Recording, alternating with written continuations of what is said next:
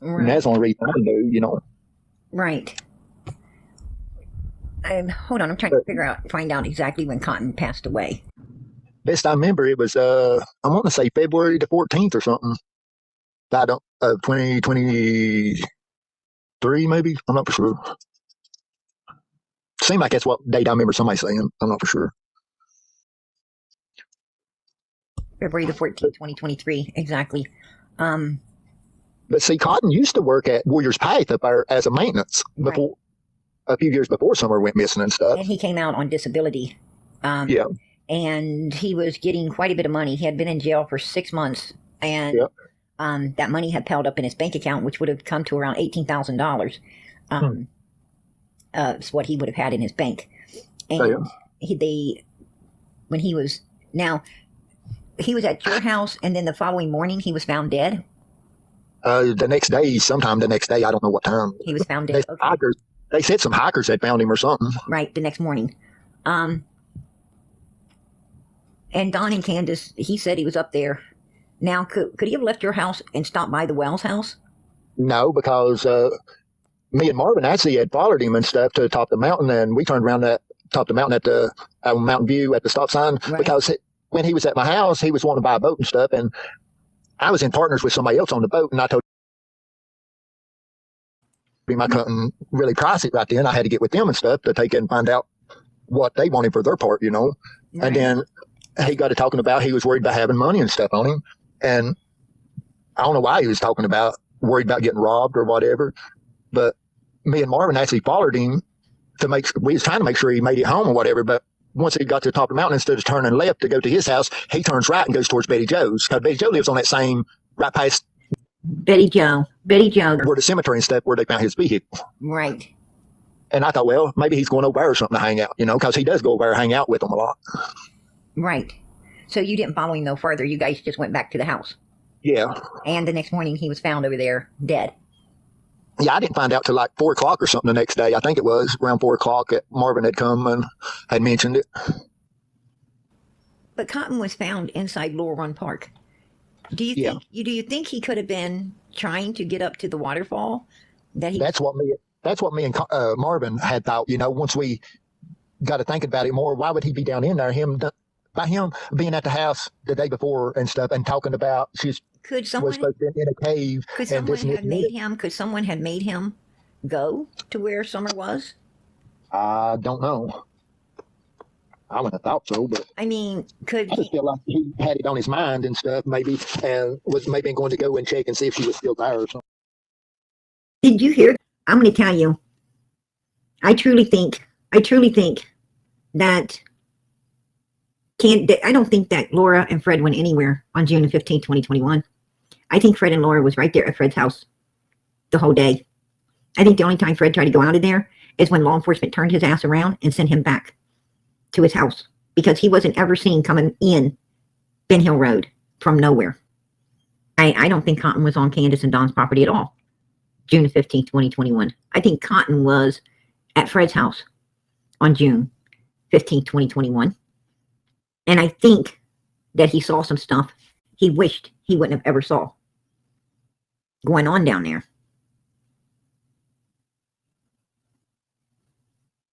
Because he told his mother and he told his daughter that if anything happened to him, he wanted them to know that Fred Hill had Summer in a box. Me and Marvin, Why is the house is my question. right? My question is, why did Cotton Simpson say to some people very close to him, which I have talked to, why are these people telling me that Cotton told them that if anything happened to him, he wanted them to know that you had Summer's head in a box? Why Oh would you hell, say that? I wouldn't have no idea, to be honest about it. And why would your sister come out and say that she found a big muddy bathroom with a little girl's t-shirt?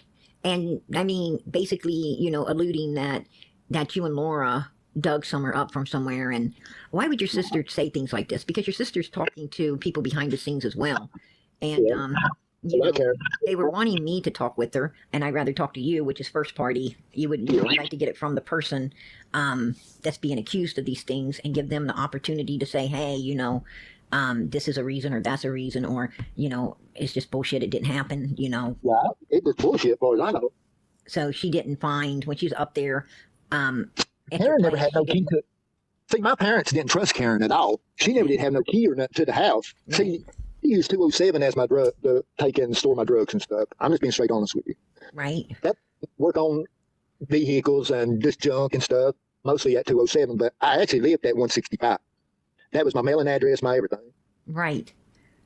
And you But lost see, one the of only, them. You lost only one one of them to taxes, right? Or did you lose Huh? all? You lost one of the properties to taxes, or did you lose all the property to taxes? just well, see, my sister Karen signed a piece of paper as only executor over 165 and let it get sold and stuff. And she was lying to me and my other sister that it had been saved Now, see, did you? and stuff, and we didn't. Me and Ziggy's actually the one that found out that she had went and sold it out, kind of. From underneath you guys. Yeah, me and my other sister, yeah. And so, do you have any property inside of Ben Hill Road anymore? Yeah, we still have 207, me and my sister does. You and Karen, or you and the other sister? Me and my other sister. Okay, what does Karen have? She ain't got nothing now. Now, Where she sold the property of 167 and 165. oh, okay. So Karen lost everything. No, Karen pocketed about 40-some thousand from the property at 165 and 7. Where does Karen reside? Was she residing up there? Or is she No, Karen never did come to the holler, hardly ever, once or twice, and probably, well, maybe 3 times before my parents and stuff passed away. From the time she got out of prison until then, Okay. she never come around Okay. anymore. So Karen was in prison as well. Yeah, she pulled time in prison for home invasions and drugs, selling drugs out of a gym that she was running in Gate City, and staging a crime scene where she had her son to do a home invasion, and stuff went south, and she took the crime scene from there back to her house and all kinds of shit. Whoa. See, my sister actually killed her first husband for $375,000 life insurance, but she never was convicted of it or nothing. Wow. Oh my goodness. 375,000 life insurance. Yep. It must have not have did her a lot of good, because then she's back selling up the property on Ben Hill Road. Well, see, she took that money and just blew through it on cocaine and a bunch of new vehicles and some property and stuff, and then ended up losing it all. I mean, dirty money don't get you nowhere in life. You'll lose 10 times more than you gain from it. Boy, hasn't. I don't know why people want to make dealers rich. I don't understand why people want to do drugs. It ain't the way to And go. most people gets bored in their life and stuff, and things happening, and they just try to resort to drugs to kill their boredom and pain both, Right, it numbs the pain. Yeah, mental trauma, the way you were raised, the way people treat you. Sure, I mean, if somebody's nasty and shitty to you when you're all hate up and messed up, you don't really give a damn. You're like, who gives a f what you say? When you're sober, and people come at you all the time and so forth and so on, it can be a lot of trauma. But you got to fight through that trauma in this life. You got to stay sober and a lot of people, because you get clean, life gets better. Really, it gets harder because you got to face everything, face reality as reality's dealt to you, instead of dulling it with all the drugs. I'm going to tell you something. When you're sober, I personally like to be, conscious of everything going on around me. I like to be sober all the time, and, maybe I'm just a dizzy human being, but nothing. I wouldn't trade my sobriety for anything now. I'm going to tell you, I'm really proud of you, Fred. I'm proud of you being able to get off that stuff. I've come a long ways to get where I am today. Oh yeah, you had to walk through hell, but you made it. You made it, and I would never turn back to that stuff. I mean, from time to time, you're going to want to. And I meant that. Just saying. And I mean, days you wake up. I mean, there'll be days I wake up and stuff, and it's just like I've been on a binge, Right. But that's just the way it is. You just got to deal with it. Amen. Absolutely. You got to conquer it or to conquer you. I've been clean 21 months now, and this is the first time I've been clean in probably 37 years. Wow. Wow, that's amazing. That's amazing. You know, the one thing you have to do is, I think the best decision you ever made was getting away from Laura, because It was. you can't be with See, a lot someone of people doing don't that. know. A lot of people don't know, but Laura had more connections with the drugs than I did. Right? Oh, I believe you. I believe you. I talked to Laura on many, many occasions, and she was always, always somewhere where I could tell that there's people who I would not Been on the want go since around 8:30. me or associating with me at all, in the background of her. Yeah, as So, soon as I went to jail, she started hanging out on Light Holler at Brandon Clark, well, where Brandon Clark and Pete and Glenda Head. See, Glenda Head used to be married to Cotton Simpson. right now, how many times was Cotton married? Do you know? Oh, I don't really know. I know that Glenda had been married like 5 different times or something. Because Cotton was married. Does this Glenda? Is she the one that's got a daughter by Cotton? I think she is. See, they lived on Light Holler, right behind that little old log church Mm-hmm. where JLR went to, and Brandon and him had walked through the mountain back to Right. Ben Hill. Is this Glenda woman's mother still alive? No. Okay, her mother's passed away. Yeah. Was she Cotton's Yeah, last wife, or was she Cotton's? She was close to one of his last wives, I guess. I'm a guessing. I really don't know. I couldn't be 100% I on it. think his last wife's name was, started with an M. Megan. I know it starts with an M. His last wife that he had. Michelle. I know. Michelle, was her name Michelle? I don't know, to be honest. Only one I know that really knew that was married to Cotton was Glenda. Oh, okay. And, I didn't know the rest of them. And how many years ago you say that? Really not. I know of him, but I really didn't know Cotton. I hadn't spoke to Cotton maybe a couple times, different times in my life. That is a lie. And like he'd come, maybe you guys wouldn't see him January, February, but then he'd show up in March. You might not see him for a month or so, and he'd show up again. And she said that after that little girl disappeared, came up missing, talking about Summer, that Cotton started coming to your house quite often, and he was becoming a bugaboo to you. Well, Not to her, but to Fred, she said. I don't know of Cotton ever been there but twice, unless he come while I was gone. Let's go back. Did you?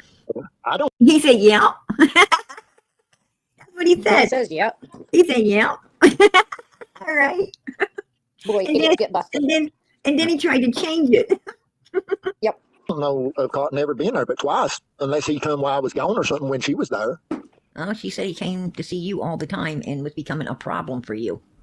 I don't know nothing about that. That's, I don't think she must have been high or confused, that's because what only you're two times that he'd ever been to the house was Marvin Simpson brought him once, and then that was, I don't know, 6 months or something other.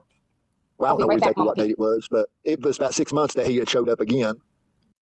And I plainly, And supposedly just got out of jail. The last time he come, the second time, right, was when he come by himself that time. right.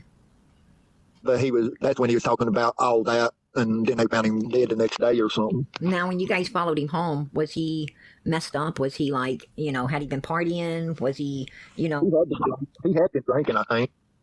so he was pretty messed up? I'd be honest with But he wasn't really, not as I could tell him, but you could tell he was drinking something. you. Right. So basically like Don and Candace. Yeah. Everyday drinker, Right. from what I understand. Now, why would they ask? Why would someone want me to ask you why, why would you guys move Cotton's car unless you knew he was dead? Why would someone ask a question like that? Yeah, I don't know why they would ask that. They also wanted me to ask you about Ricky Trent. Now, Ricky Trent, isn't he got an old lady, Paula? I think her name is Paula or something like that. And can you tell that he fucking knows their names? Are you super sociable with them? No, I've sold him a few drugs along, but So I met basically, him. See, I met him through Pete Clark. I was at Jamie Cox's, and him and Pete Clark had pulled up, and Pete was asking for some drugs, and because that's mostly where I went to sell my drugs was. I hardly ever sold any in a holler. I'd always go out to most time do my dealings, right. So and I'd met him there a few times. So basically, you didn't really know these people. You just knew of these people. Yeah, but see, supposedly from what I understand, that Cotton and Ricky Trent pulled time together in Hawkins County. Oh, do tell. And supposedly he had told Ricky pretty much the same thing he told me, Right? is what Wade did out. Now, is it true that someone came up to your all's house and seen you and Laura smoking the brand of cigarettes Cotton smoked? I'd never even seen Cotton even smoke a cigarette. How long was Cotton at your house the night before he passed away, the day before he passed away? How long was he at Probably- your house? Probably 15 minutes or so. Was that late in the evening he shows up, or was it, Seemed like it was around 12 or 1 o'clock in the day. oh, so it was the middle of the day he came to your house? Yeah. And he wasn't there the whole day? No, Oh. no, he was at that few minutes, like 15, 20 minutes or something like that. And you guys followed him in the middle of the day back to where he was going? Yeah. Wow, that's quite odd. And that is BS. Why would he be afraid right in the middle of the broad daylight? I don't know. That's what He wasn't. It wasn't broad daylight. didn't make sense to me either. And I told Marvin, I said, why, it don't make sense why he acting so nervous and stuff about being robbed. He kept mentioning he's afraid he'd get robbed or something. Now, Not- I And I said, know, well, I know that there was, I know there was two people who saw Cotton Simpson before he came to your house that day. yeah. They know he was. See, he said yeah. He said yeah. Again, like he did before. He gassed up at a gas station. He got cigarettes and gassed up at this gas station before, and he basically told him where he was heading to your place. Easy. They say what vehicle he was driving? Do you think? What did you say? I said, did they say what vehicle he was driving when they seen him? They didn't tell me that. I didn't ask, but I could. Well, The thing is, well, they said the same I mean, vehicle. that would tell me if They he went said- back to it They or whatever. they did tell me. They did say this. The same vehicle that was found parked, was the vehicle he had at the gas station. That's what I was told. Well, So whatever kind of vehicle it was, they found parked was the same vehicle that they had seen him at the gas station in. And because he owns several different vehicles. it's the same. And he directly went from the. It's also the same vehicle that they claimed that Laura's fingerprint was found in by law enforcement. Well, I know for a fact there ain't no fingerprints of mine or Laura's on or in his vehicle. And all he knows for a fact. And I do know that for a fact. Do you think I he could have wouldn't- been afraid?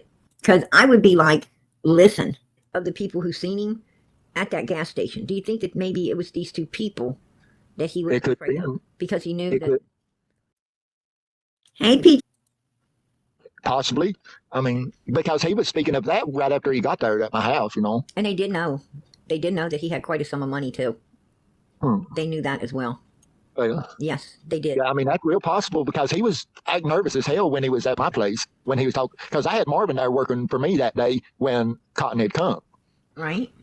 Because I always work Marvin quite a bit and stuff. Wow. Did you know Cotton's daughter? No, I don't even know her name or what she looks like or nothing. I heard he had a daughter, but as far as me knowing anything about her, no. Yeah, she's like 35 years old. And she, to my understanding, she says he doesn't deserve justice. I don't know. Do you know any reason she would feel that way? Cotton's always been kind of a pervert, from what I understand. Mm-hmm. Marvin always let on like that. Cotton would always want to go to, like, I'm trying to think of Woodridge. It's called Woodridge, but what they do, Woodridge is a place that they house a lot of crazy people. What? See, he wants. What? And said that he's always wanted to go pick up women and stuff from Woodridge. He wants to go pick up women at a nut hole? Psych ward. Yeah. What? I mean, that's what Marvin allowed. I don't know if there's any truth to that or not, but that's what Marvin always talked about with Cotton. Whoa. Yeah, I heard Cotton could say some really horrible things. Well, Cotton had a lot of brain traumas and stuff, and had brain. I don't know if it was a stroke or what, but he had some plates and stuff in his head and stuff. He drove a crazy check. Right. That the law enforcement wouldn't No, he did. ever take nothing he said serious, because when somebody that's drawing a crazy check, if they are anything to what they're saying, they can't testify in court because of that. You hear that?